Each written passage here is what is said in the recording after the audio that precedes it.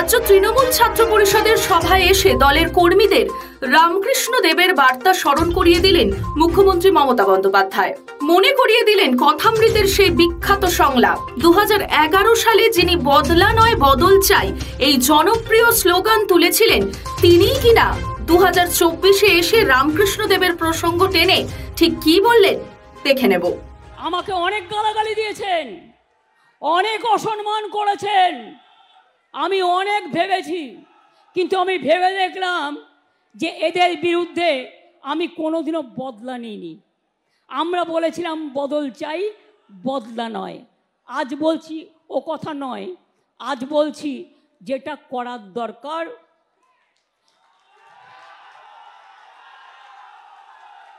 সেটা আপনারা ভালো বুঝে করবেন। আমি অশান্তি চাই না, কিন্তু উৎসব প্রচার চক্রান্ত করে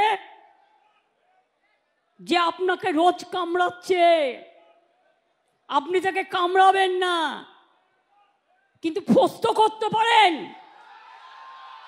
রামকৃষ্ণ পরমহংসদেব বলেছিলেন, একটা গোখরে সাপ তার কাছে গিয়ে বলেছিল, ঠাকুর তুমি তো আমাকে কামড়াতে বারণ করেছো, আমি কাউকে কামড়াই না, কিন্তু আমাকে অনেকে ইট মারে, আমার রক্ত পড়ে, আমার খুব কষ্ট হয়।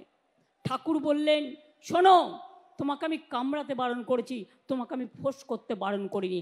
আগামী দিন আপনাদের কাজ হচ্ছে চক্রান্তকারীদের মুখোশ খুলে দিয়ে ফোঁস করতে শিখুন, ফোঁস করতে শিখুন, ফাঁস করে দিন।